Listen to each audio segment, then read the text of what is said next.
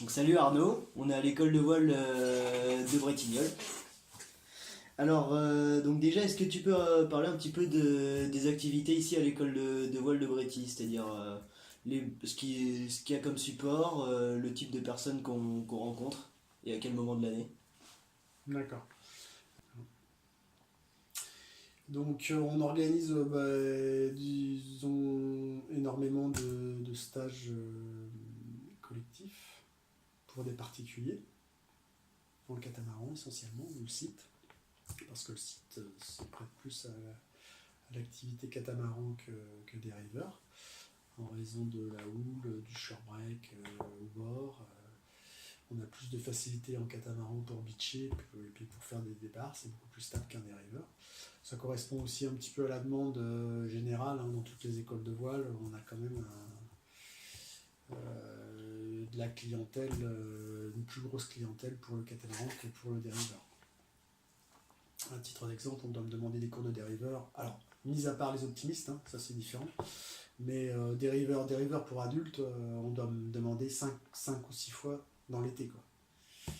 Voilà, donc faut relativiser par rapport à 700 licences faites, quoi. On a 700 licences, donc sur les activités au total, catamaran et planche à voile et optimiste. Voilà, 700, 750 licences globalement en moyenne.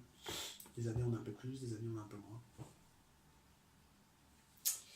Voilà, donc stage collectif, donc essentiellement des particuliers qui constituent un stage collectif, classiquement du lundi au vendredi, pour faire simple, stage à la demi-journée. On a aussi une activité cours particulier, et location. La location et les cours particuliers, globalement, ça représente les deux cumulés moins de 10% du chiffre d'affaires. Un petit peu moins de 10%. Donc c'est pareil, ça dépend des années, s'il fait beau, s'il fait pas beau. Si j'ai l'effectif suffisant de moniteurs, parce que bien sûr on donne priorité aux cours collectifs, c'est notre vocation, on est une école de voile. Donc on donne priorité aux cours collectifs et aussi aux gens qui réservent depuis parfois mars et avril.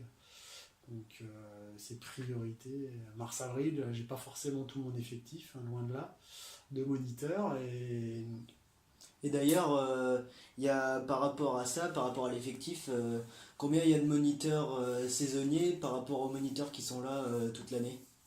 Alors, les bonnes années, j'ai 10 moniteurs saisonniers au plus fort de la saison. On va dire 14 juillet, 15 août, pour faire simple. Euh, l'hiver,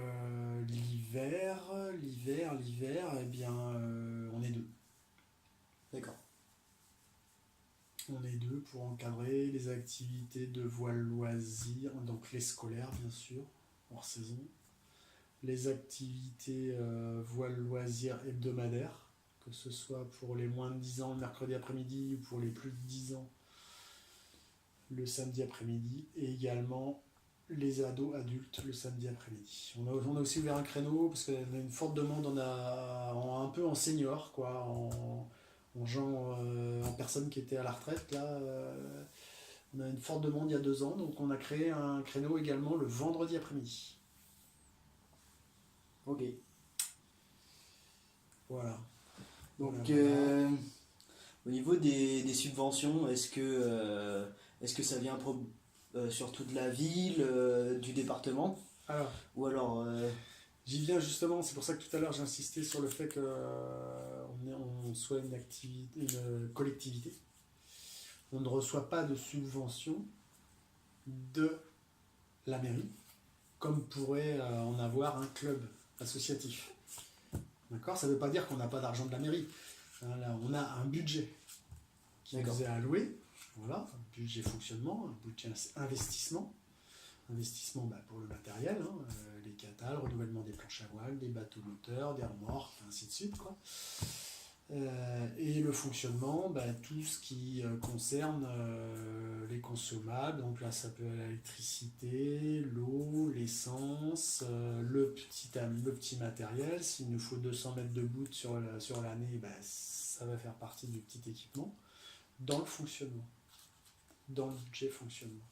Voilà. Donc ça c'est pour ça que je disais tout à l'heure. On a cependant bénéficié quand même de subventions du conseil départemental qui était avant le conseil général, avec le plan nautique en Vendée. Et là, j'ai ouvert un dossier pour une subvention FOIL de la région, une demande de subvention régionale pour le développement des activités innovantes, comme le FOIL. Donc, on a 4 ans pour réaliser les investissements. On va passer un peu au DSI donc de la Normandelière, qui est avec les problématiques particulières auxquelles il répond. Pour toi, c'est quoi les principales problématiques de ce plan d'eau auxquelles répond le DSI? Alors les principales problématiques, tu les connais, hein.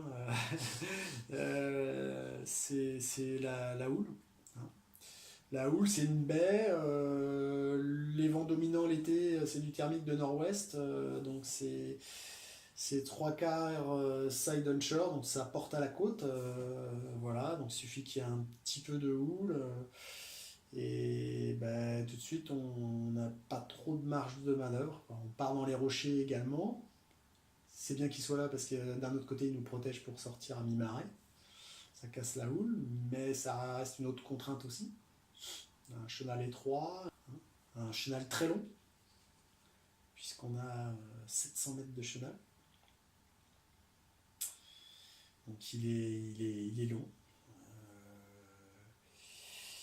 Donc beaucoup de remorquage également. Donc voilà, des problématiques de plan d'eau exigeants. Il suffit d'avoir 15-16 nœuds de nord-ouest pendant plusieurs jours en thermique, et puis ça y est, on se retrouve avec un clapot de 60-70 cm, voire 80 à certains endroits. Et puis bien sûr, l'exposition de la houle, puisqu'on n'est pas protégé, on n'est pas protégé par l'IDIE, on n'est pas protégé par l'île de Ré, donc pas droit à l'erreur, pas trop droit à l'erreur. Voilà, donc un DSI qui est assez conséquent, contraignant, qui est forcément imparfait, parce que c'est tout à fait perfectible. Après, ce qu'il faut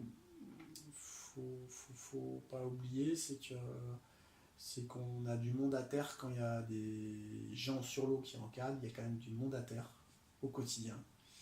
Et voilà, du personnel à terre pour la surveillance des activités, que ce soit location évidemment, mais aussi cours collectifs pour aller aider les copains quand ils sont en galère, quoi.